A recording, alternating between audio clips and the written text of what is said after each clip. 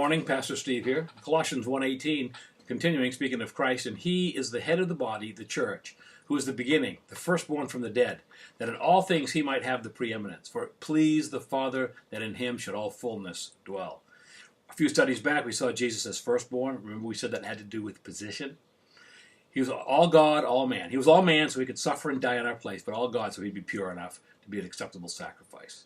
He was teaching in a time, Paul was, when there were a group of people called Gnostics who thought they knew more than everyone else, and they were devaluing Jesus as the God-man.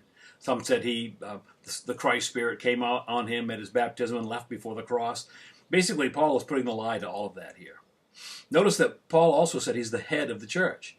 Now, he's over it. We owe allegiance to him. But that term also means source. In Hebrews 12:2, we see he's the author and the finisher of our faith. So it really is all about him, as the song says. He has preeminence over life and death.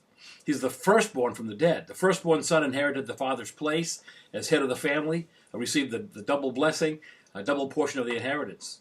In 1 Corinthians 15, it says, Christ has been raised from the dead, the first fruits of those who have fallen asleep. And Adam all die, and Christ all live. Christ was the first fruits. At his coming, those who belong to him will be raised. Because he lives, I too will live.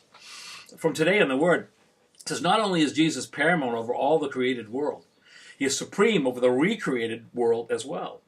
It's not just that Jesus was raised from the dead, it's that he has been resurrected to a completely new kind of life. As the firstborn from among the dead, Jesus reconciles all things to himself through his shed blood. As believers, we have been made friends with God, reconciled to God through Jesus. We are now God's children, Romans 8:14. We have been made co-heirs with Jesus. But he will always have the supreme rank over all of God's children.